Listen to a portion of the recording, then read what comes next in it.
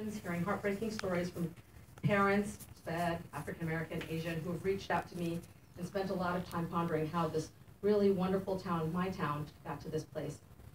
Firstly, it's important for all of us, and I think this was already touched on tonight, so I don't want to belabor it, but it's really important to recognize that where there are disparities, we are not just hurting some children. I think one of the school committee members was trying to say this a little bit, but we're hurting all children, because regardless of their race or ability, particularly with racism, I think it's really hard to understand this for some people, but if one child is targeted, it doesn't just hurt that child, it doesn't just hurt the people in that child's racial group.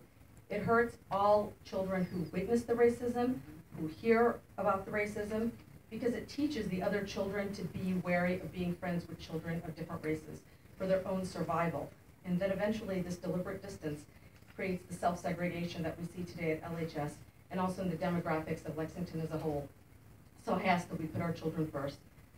We're all human, we're all biased, that's just a fact. Racism, ableism, any sort of bias or bigotry towards any group, it's really hard, if not impossible, to clearly identify at first glance, or even fifth glance. But that's exactly why we have the 13th Amendment, 14th Amendment, 15th Amendment. That's why we have civil rights laws. That's why we have hate crimes legislation. And that's why we have that 10-point checklist. I know that most people mostly believe that they're doing the right thing most of the time. And we always, as someone said, it's true, I think, I don't know, I believe it was Kathleen said this, but I know that every person who goes into education, my own mom's a teacher, they don't go in to hurt children. They go in to give everything that they have to children. And that, we are really fortunate in Lexington to have that.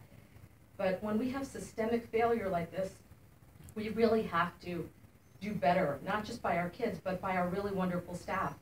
You know, you saw how many people raised their hands to getting LEF stars. They deserve it. I know it. All of my children's teachers are great. I apologize for the emotion of my voice. Everyone says, don't be emotional, but how can I not?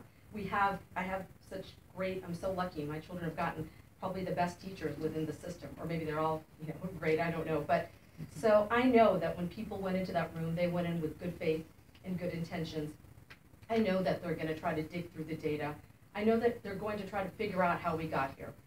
I recognize that. But the truth is that this has been going on for a long, long time. And there's public data, there's some internal data.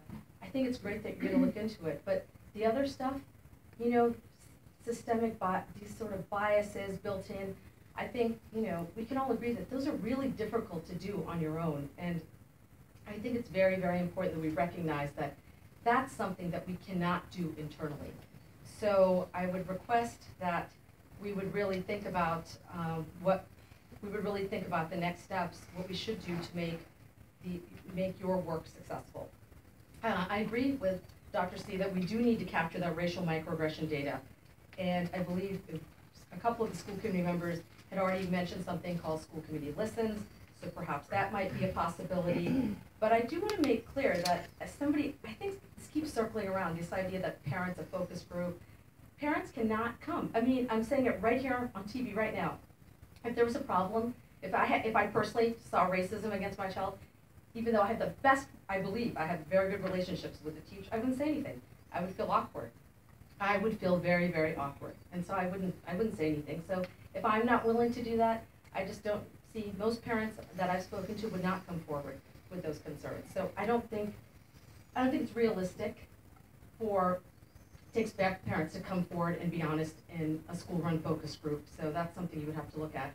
So these are my two suggestions. One, thanks for making it for me, which is really capture the data, school committee listens, maybe you want to work with the HRC. I'm not sure, I think you would have to work that offline. So that way people could report that. And B, I would really strongly urge people to consider, the school committee really, to consider to please hire an outside consultant or auditor, not only to review the data, which is publicly available, but just do a top to bottom review of what's going on. This has been going on for long enough. I'm not going to say all the other things that people said. You've heard it enough, and I think you heard it. I think tonight everybody heard what the better experts have said. I can only say that a good auditor will look into the parent perspectives, will look at the data, and really say some of the things that are really, really difficult to say to ourselves or in a small group.